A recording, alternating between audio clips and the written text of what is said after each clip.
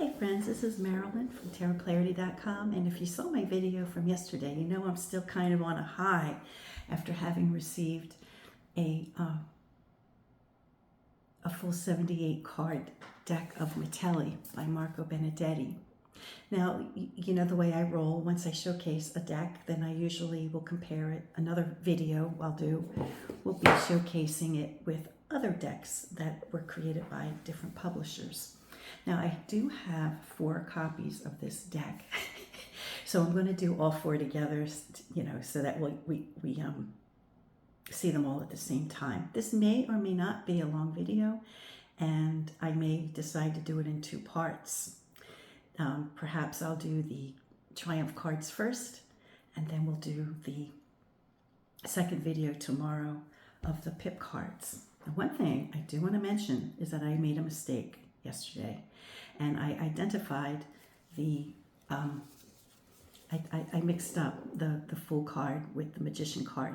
And as I was describing the Magician card, I was thinking, wow, that sounds more like the Fool card to me, you know. And then I started wondering, I started doubting myself, and as it turns out, I did it incorrectly.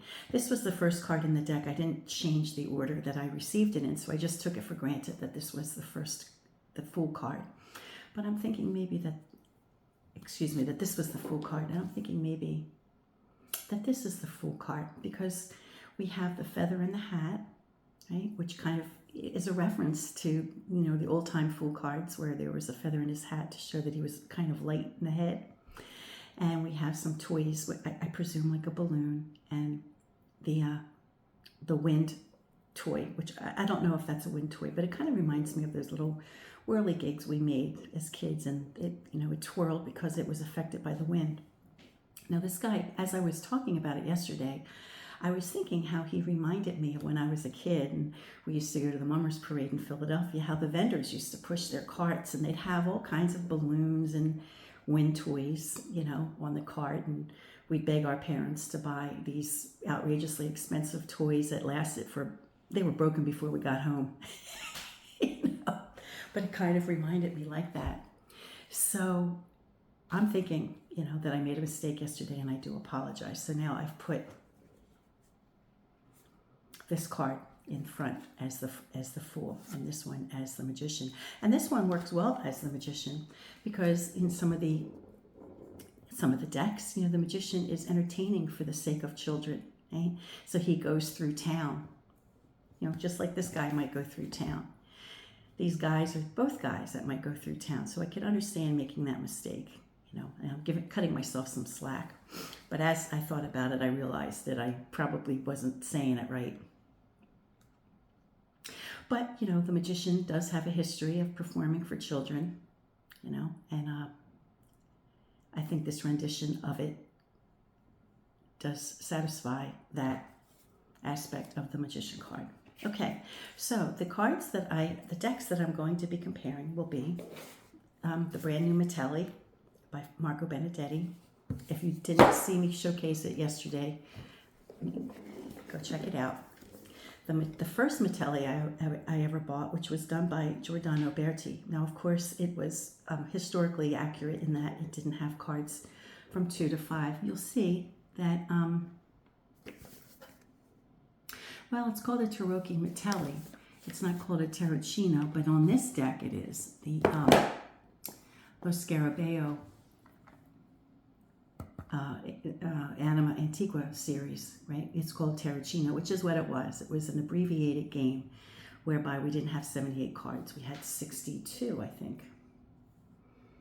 I think there were 62 cards. And then the last one is a mini deck, the first deck of Mitelli that I received from someone who heard that I really wanted a full Mitelli deck, and that was by Shell David. He supplied me with a very nice mini-sized deck of the Mitelli.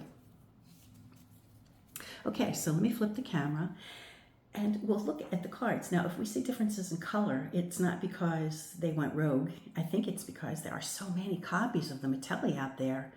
It was a very prolific deck. I think there were lots of copies distributed. I think it was a very popular deck. It was a very beautiful deck. And I think a lot of people liked it for those reasons. So there may be these copies that these publishers use, they may not be using the same copy. I mean, I didn't check, to see before I started this discussion, but just bear that in mind, that it might be the reason for why there are differences in color. Okay. Now, of course, a primary difference with Marco's is that the back was folded over into the front in the manner that it would have been done back in the 1660s. They would have done that, and we see the illusion of that, right? The illusion of paper being folded over. You can see that here and here. You can kind of make that out. And here. I think those dots represent the paper having been folded. So we have the Fool, and I'm reasonably sure this is the Fool. And I was reasonably sure yesterday when I was talking, but because it was put in this sequential order, I just questioned myself. But now I think this is the order.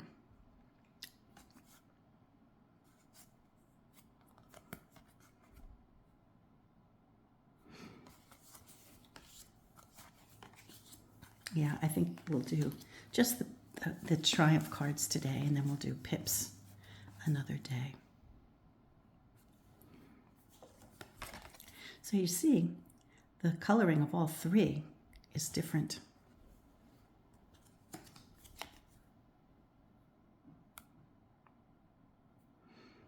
Now, maybe the one that Giordano Berti used and Shel David used are the same, because their color seems to be the same here.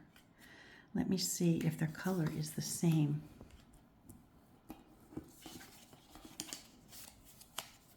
Yes, except for the blue sock.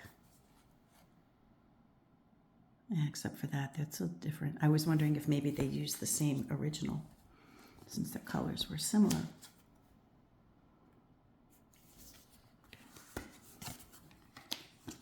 Now, I have no idea which order these next sequence of 4 cards come in. I don't know. There's just 4 cards between what would have been the female pope, the empress, the emperor, and then the pope. So I'm going to switch these and say that this might be the order that I would see them in.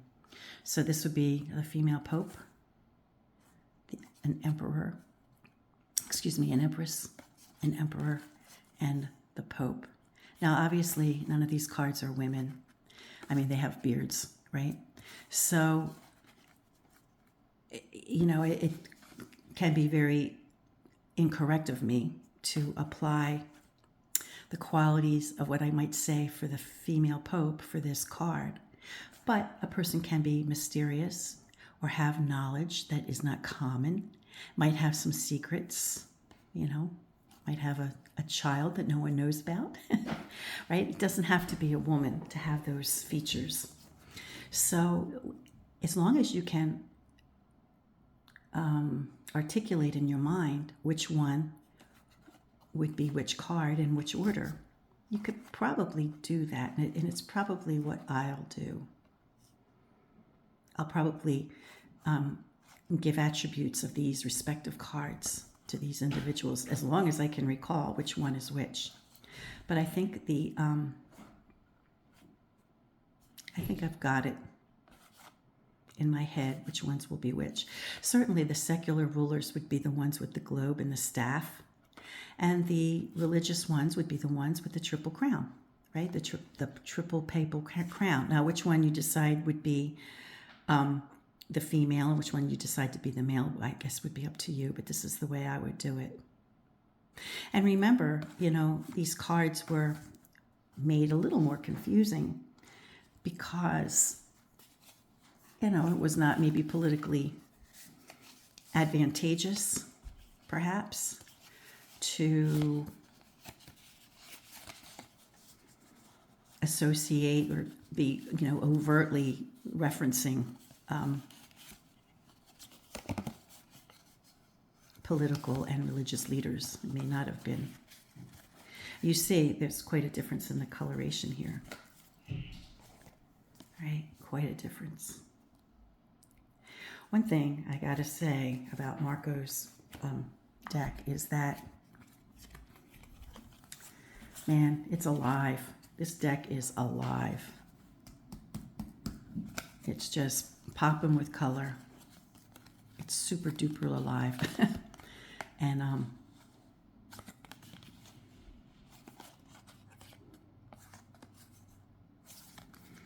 it's very, it's just above, it's so alive, it's breathing.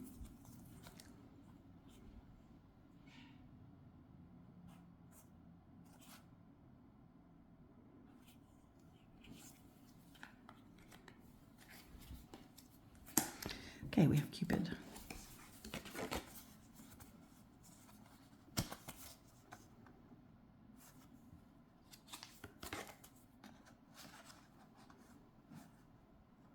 So you see there's no glare on Marco's deck. No real glare on the Giordano Berti deck. There is glare on the Lo Scarabeo. Remember, I think these are, I don't think they're varnished, and the Lo Scarabeo deck, and I think I think they say that their decks used, you know, for a collector, not necessarily someone who would use the cards. Now, I do use, you know, Lo Scarabeo cards that are in this run of Anima Antiqua, but I don't use them enough to know how hard they damage. Yeah, so again, it looks like Shel David and Giordano might have been using or referencing the same deck because their color choices are more similar.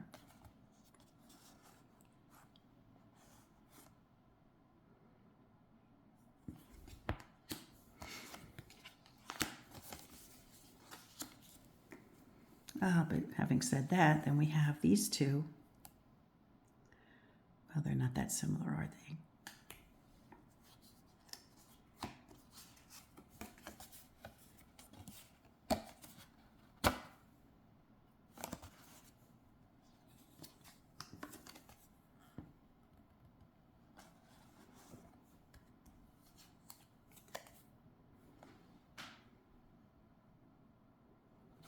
Now, obviously, the one that was given to me by Shel David is a mini deck, so it's small, and it was I think it was made through like playing cards or something like that. I'm not sure where he went for it, but I think it was something like that. And for the longest time, this was the only game in town I had for a full deck Mitelli. So, boy, oh boy, it was such a thrill to have it. You know, because I love the Mitelli. Once I got the Mitelli from Giordano Berti, and then I saw that Lo Scarabeo had one, I had to have a second deck. But of course, the frustration is that it's only a 62 card deck, I think.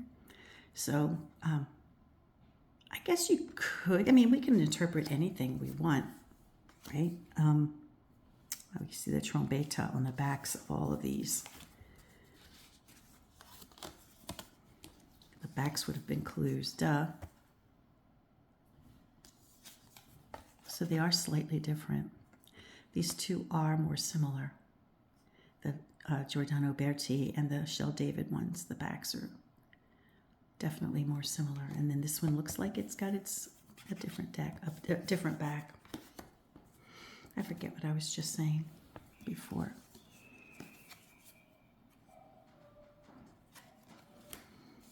Let's see, did I do something wrong? 7, 8, Justice. Oh, where's Justice? Let me go find Justice. There we go.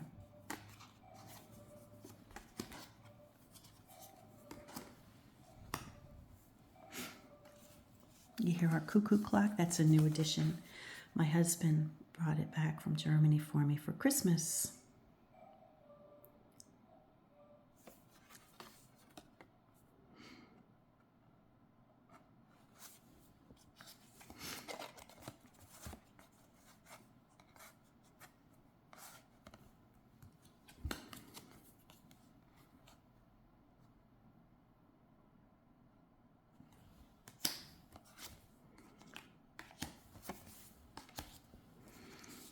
So, as is the case with many tarot decks, sometimes the run that is found doesn't have color, and it's up to the publisher to add the color. Sometimes oops, I did it again. Sometimes the runs that are found do have color.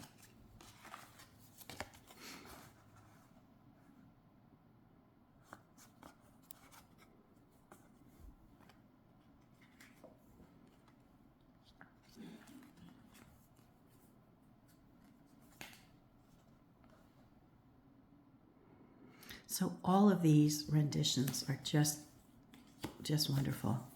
However, I must say that I am partial to this one because the color is so alive. I mean, I don't even know if it's coming across on video or not, but these are delicately lovely, you know.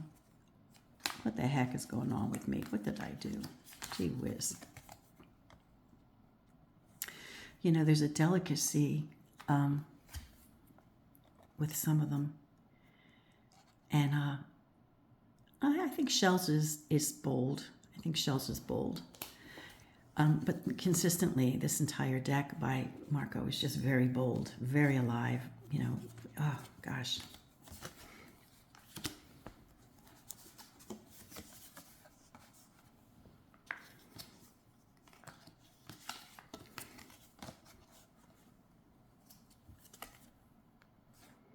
Now, see.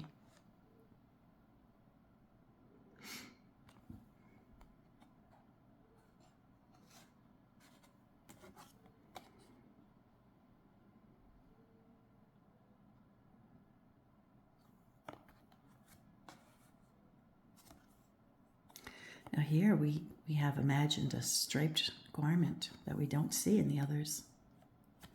So that had to come from someplace.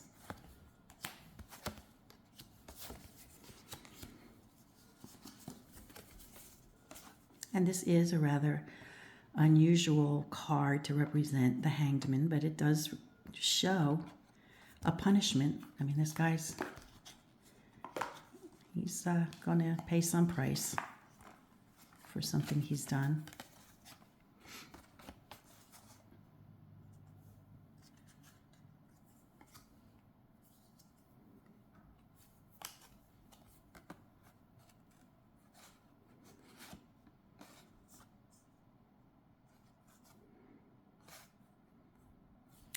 Now, I don't know why the Mitelli has fascinated me for so long, but I think once I laid my eyes on it when I had the Giordano Berti deck, it was the first deck I had of the Mitelli, I was just like, whoa, this deck is gorgeous. I mean, look at that death card. That's got to be one of my favorites. And, it represents time, the passage. You get the sense that, like time waits for no one. And, we're all going to expire. We have the hourglass here. We have the pyramid in the distance that shows the passage of time, right?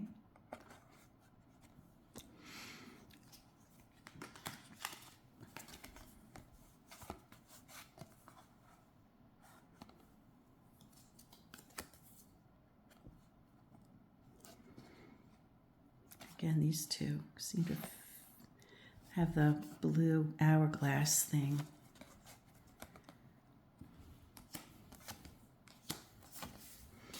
So, some of you may consider it sacrilegious to have put in the additional cards so that people could use it as a tarot reader, because they may say, well, it's that you're bastardizing the deck.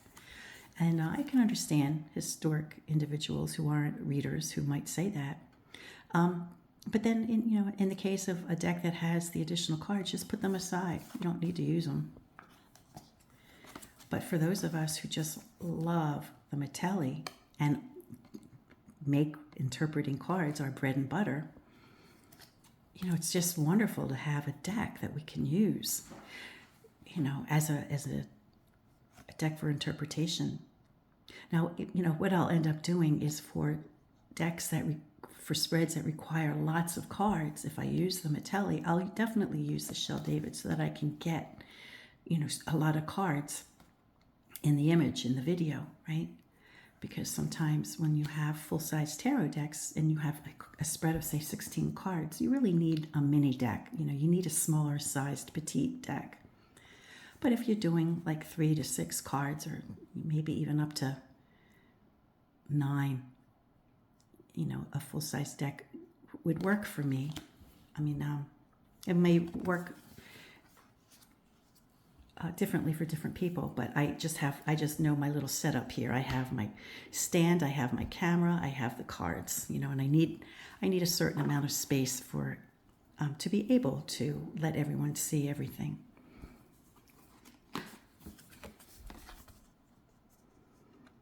Okay, here's a devil. That means business, and you can really see the details in this one. Nothing gets lost. We have the contrast against the fire with this little dragon snake thing that we don't necessarily have in this one.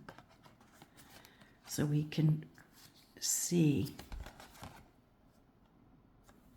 So that may have been a choice that Marco made that the others did not.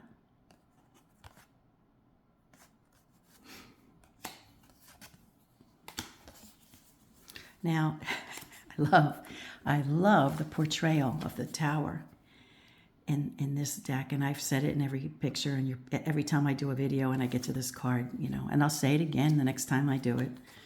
But it's kind of like, I swear, may God strike me dead if I'm lying. And then, of course, he gets struck because he is lying. Now see here. He's got a striped garment, or he doesn't have a striped garment in these. Let's see what he's wearing here. Or this, it's not a garment, it's just like a blanket or a sash.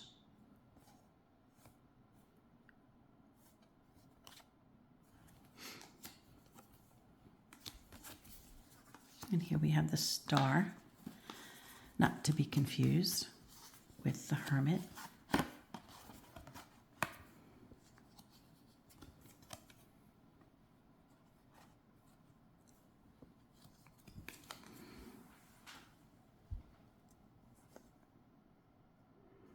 I do appreciate the Lo Scarabeo and Shell David making it a nighttime scene, because the star is a little bit more pronounced in these, which is, after all, the subject of this card.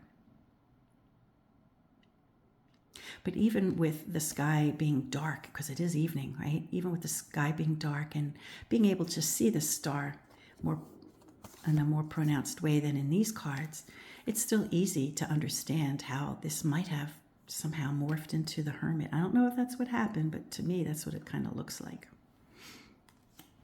Remember, this deck came out in 1660.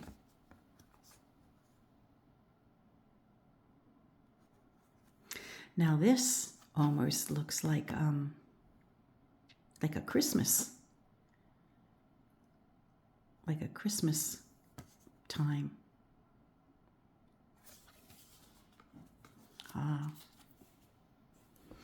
I had 2 cards in my hand. Here's the moon card. So you have to know what you're looking for. You have to know the reference of, Diana and her dog for hunting, and then there's a little moon up there.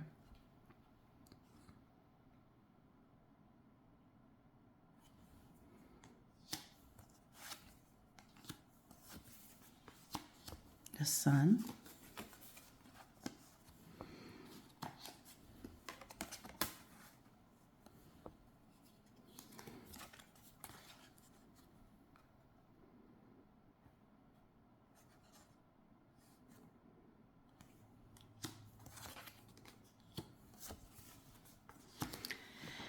And depending on what order you want to put these, I have the World and then Judgment. Remember, these cards don't have names or numbers on them. So a region would have been able to put them in whatever order they wanted.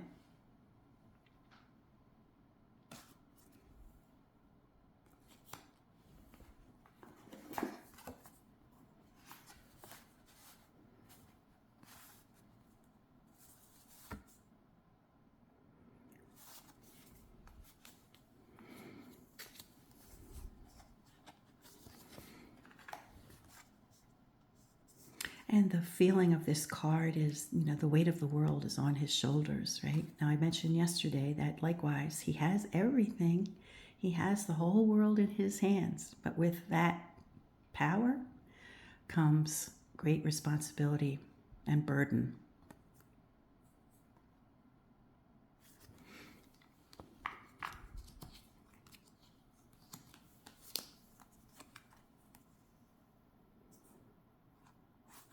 And that's it for the Triumph cards. And I will do the pip cards on another day. I hope you enjoyed this brief run through. It's already almost a half an hour. Until next time, friends, peace and stay well. And please give me a thumbs up and please subscribe if you like my videos. It really helps me a lot.